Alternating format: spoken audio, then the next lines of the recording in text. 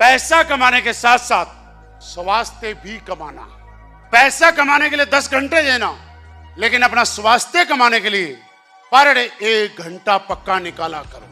अपने जीवन में एक नियम बनाओ कि सुबह उठने के बाद या तो आप जिम जाएंगे या योगा करेंगे, क्योंकि आप मेहनत तब कर पाओगे जब आपका शरीर स्वस्थ रहेगा। अगर आप अकेले पैसे ही पैसे के पीछे भागते रहे और एक दिन शरीर नहीं रहा तो उस पैसे का आप आनंद नहीं ले पाओगे।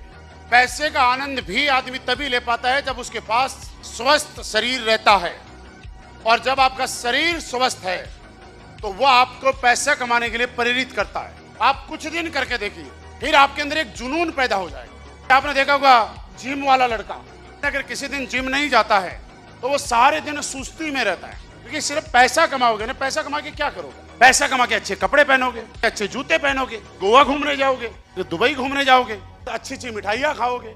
लेकिन जब आप डायबिटीज जैसी बीमारी से परेशान हो तो क्या अच्छी मिठाई